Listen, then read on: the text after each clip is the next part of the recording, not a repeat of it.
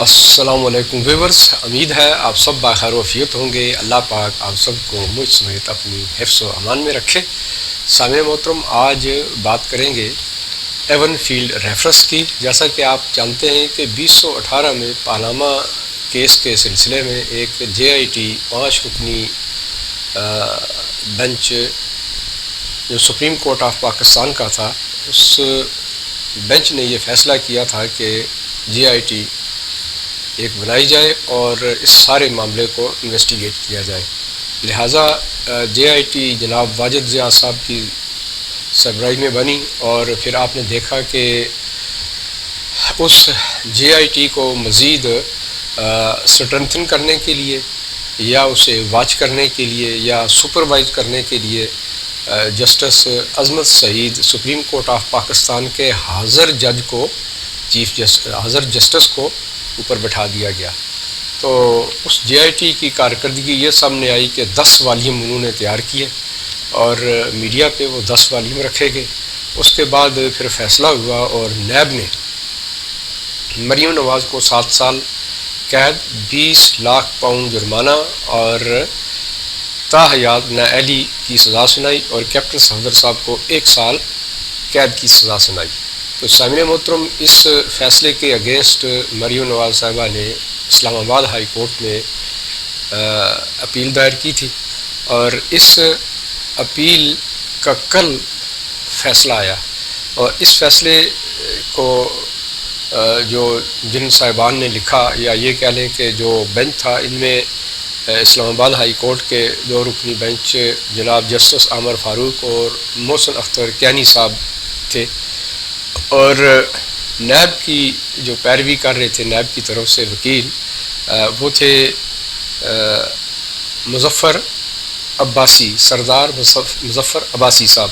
تو سامعین محترم، اس کی کل باقاعدہ ہیئرنگ ہوئی اور 10 سوالات دونوں معزز ججز نے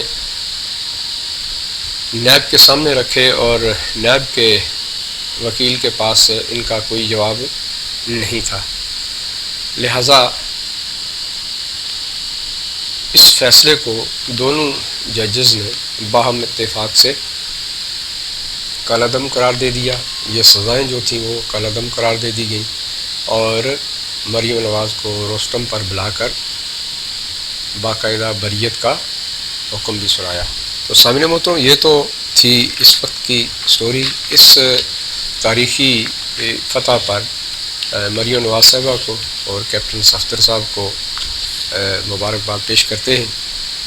یہاں بات ختم نہیں ہوتی۔ بات اتنی ہے کہ اگر سچ، حق اور انصاف پر مبنی سارے معاملات کیے جائیں تو بہت مشکل ہوتا ہے ان کیسز کے اوپر اپیل میں جا کر فیصلے جیتنا۔ یقیناً جہاں یہ مریم نواز صاحبہ کے لیے یا پاکستان مسلم لیگ نون کے لیے ایک بہت بڑا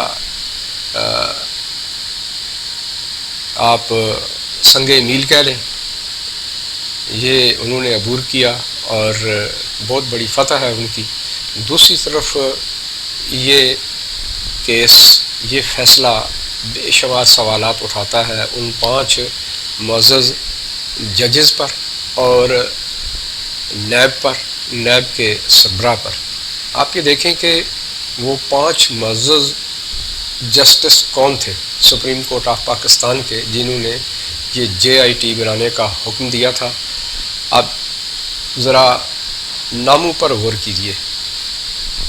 جسٹس آصف سعید کھوسہ، جو بعد میں چیف جسٹس پاکستان بھی بنے۔ دوسرے نمبر پہ آپ دیکھیے کہ جسٹس گلزار احمد، جو بعد میں چیف جسٹس پاکستان بھی بنے۔ جسٹس اعجاز الحق، جسٹس اعجاز الاحسن، جو ابھی بھی سپریم کورٹ آف پاکستان کے حاضر جسٹس ہیں۔ جسٹس اعجاز افضل ریٹائر ہو گئے، اور جسٹس عظمت سعید، یہ صاحب جو تھے یہ JIT کے سپروائزر بھی تھے۔ سامعین گرام، ان تمام مذکورہ جسٹس پر بہت سارے سوالات اٹھتے ہیں۔ آپ اندازہ کر سکتے ہیں کہ ہماری عدالتیں کہاں کھڑی ہیں۔ کہتے ہیں کہ جس ملک میں انصاف ناپید ہو جائے تو وہاں جنگل کا قانون نافذ ہو جاتا ہے۔ سامعین محترم، جنگل کے قانون سے مراد انسانیت کی تذلیل ہونا اور انارکی، تباہی اور بربادی سے سوا کچھ ہاتھ نہیں آتا۔ یہ انتہائی لمحہ فکریہ ہے ہم سب کے لیے بحیثیت قوم، اور ہمیں ہر سطح پر حصول انصاف کے لیے آواز اٹھاتے رہنا چاہیے۔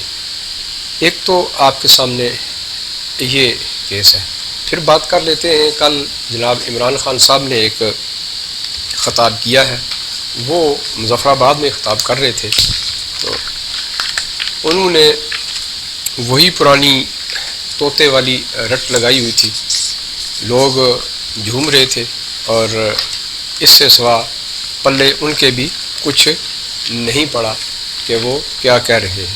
وہی حسب معمول سابقہ سٹوری وہ بیان کر رہے تھے کہ میرے ساتھ ناانصافی ہوئی، میری حکومت کو گرا دیا گیا، امریکن سازش تھی، اس سائفر کا ذکر آیا، اس طرح کی بے شمار چیزیں، اور مدعا مقصد ان کا صرف ایک تھا، وہ یہ تھا کہ میں آپ کو کال دینے جا رہا ہوں اور کسی بھی وقت میں آپ کو کال دوں گا، آپ میری کال پہ لبیک کہیں، میرا ساتھ دیں، میں حقیقی آزادی کی تحریک کا جو فائنل راؤنڈ کھیلنے جا رہا ہوں۔ تو سامعین محترم، تھوڑی دیر کے لیے سوچئے، پارٹی سطح سے ہٹ کر سوچئے کہ آپ کے سامنے یہ سائفر کا جو معاملہ تھا کئی بار ایکسپوز ہو چکا ہے۔ اس سے پہلے نیشنل سیکیورٹی کمیٹی نے 2 بار اس پر فیصلہ دیا۔ ایک بار عمران خان صاحب نے خود یہ اجلاس بلایا تھا، دوسری بار شہباز شریف صاحب جب برسر اقتدار آئے تو انہوں نے یہ معاملہ اٹھایا تھا، اجلاس بلایا، اور باقاعدہ اجلاس کی جو کارروائی ہوئی اس کے بعد فیصلہ یہی آیا کہ کسی طرح کی کوئی سازش نہیں ہے۔ پھر ہماری تمام سیکیورٹی ایجنسیز نے بھی رپورٹ دی تھی کہ اس میں کسی طرح کی کوئی سازش نہیں ہے۔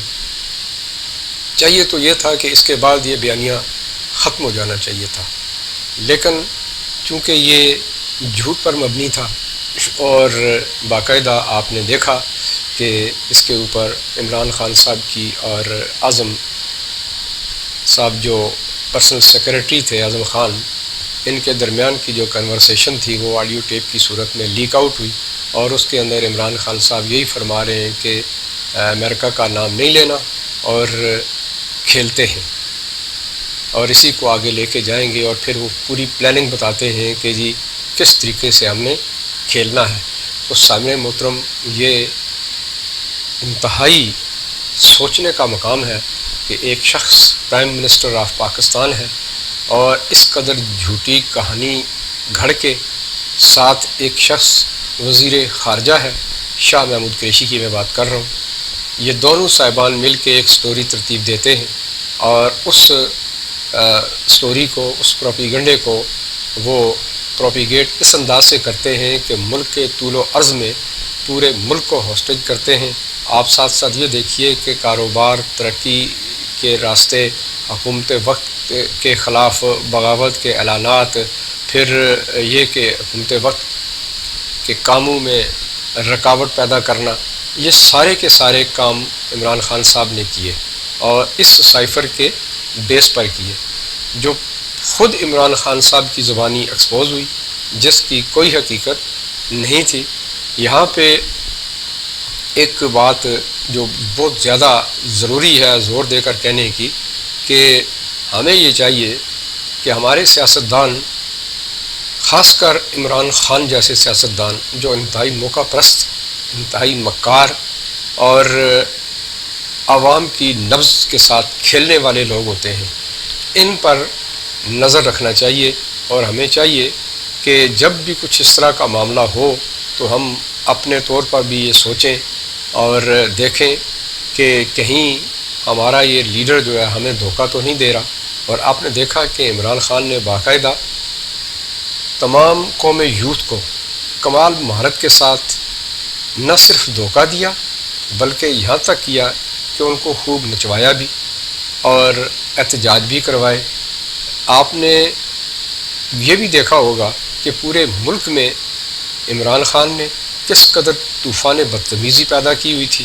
ان کے فالورز نے، تمام فالورز نے، خواہ وہ سوشل میڈیا لے لیں یا عام معمول کی کوئی میٹنگ دیکھ لیں، ہر جگہ ان لوگوں نے چور چور چور چور، پھر امپورٹڈ حکومت، پھر سازشی ٹولہ، اس طرح کے الفاظ یا اس طرح کے جملے وہ لوگوں کے اوپر کستے رہے، اور آخر پہ نکلا یہ کہ خود عمران خان جھوٹا ثابت ہوا۔ اور کمال مہارت اس پر یہ ہے کہ اب ڈھٹائی کے ساتھ اس کا بھی عمران خان ڈیفنس کرتے نظر آ رہے ہیں۔ تو سامنے محترم، اس طرح کے پروپیگنڈے ہوتے ہیں جو بنائے جاتے ہیں اور پھر ان پر عملداری کے لیے خود میدان میں آ کر یہ ثابت کیا جاتا ہے کہ ہم بالکل سچے ہیں۔ لیکن عمران خان صاحب شاید یہ بھول گئے کہ اس وقت ایسے پروپیگنڈے کرنے کا یا ان کو پروپیگیٹ کر کے آگے پھیلانے کا وقت اب نہیں رہا۔ آپ فار دا ٹائم بینگ تو کوئی ٹارگٹ گین کر سکتے ہیں، ادروائز ایک لانگ ٹرم کے لیے اس کو لے کر نہیں چل سکتے، اور بالکل اس پروپیگنڈے کا نتیجہ بھی یہی نکلا۔ تو سامعین محترم، آج کا ویلاگ ان دو ٹاپکس پہ تھا۔ مقصد یہ ثابت کرنا تھا، مقصد یہ آپ تک پہنچانا تھا کہ آپ خود دیکھیے کہ یہ دو خبریں جو تھیں دونوں جھوٹ پر بیس تھیں، اور اس کی سربراہی کون کر رہا تھا؟ مسٹر عمران خان۔ یہ ہم سب کے لیے لمحہ فکریہ ہے کہ ایک شخص جو اس قدر پاپولر ہوا، یہ کوئی اچھے کاموں میں نہیں، نیفیریس ٹائپ، نوٹوریس ٹائپ پاپولرٹی ہے یہ۔ تو سامنے محترم، اسے پاپولرٹی نہیں کہتے، اسے بدنامی کہتے ہیں۔ بات صرف سمجھنے کی ہے اور سوچنے کی ہے۔ اسی کے ساتھ ہی مجھے اجازت دیجیے، اور آخر میں اتنا کہ تمام یوتھی بھائیوں سے گزارش ہے، اچھے پڑھے لکھے لوگ بھی ہیں، لیکن جب وہ عمران خان کی بات کرتے ہیں تو ان کی آنکھیں، ان کا دماغ بند ہوتا ہے۔ وہ صرف جذبات سے کام لیتے ہیں، اور ایسا کر کے وہ اپنے آپ کو ایکسپوز کر رہے ہوتے ہیں۔ فریق ثانی کو اچھی طرح علم ہے کہ ان کے اس بیانیے میں جان بھی نہیں ہے، اور دوسری بات یہ ہے کہ یہ جھوٹ کے اوپر ان کی عمارت قائم ہے، اور کسی بھی وقت یہ عمارت دھڑام سے گرنی ہے۔ اور ہر بار عمران خان کا یہ پروپیگنڈا میں اگر گننا شروع کروں تو ایک بہت بڑی فہرست ہے۔ مختصر یہی کہ ہمارے یوتھی بھائیوں کو بھی سوچنا چاہیے کہ ان کا یہ لیڈر اس قوم کو، یعنی قوم یوتھ کو کس طرف لے کر جا رہا ہے۔ تھوڑی دیر کے لیے دین کے چند بنیادی اصول سامنے رکھیں، اپنی لائف سٹائل کو سامنے رکھیں، اپنی ان الزام تراشیوں کو سامنے رکھیں، اور اپنی ایکٹیویٹی کو سامنے رکھیں، اور پھر موازنہ کریں، تو یقیناً آپ کو بہت بہتر جواب ملے گا۔ اسی کے ساتھ ہی مجھے اجازت دیجیے، اللہ نے کے بعد۔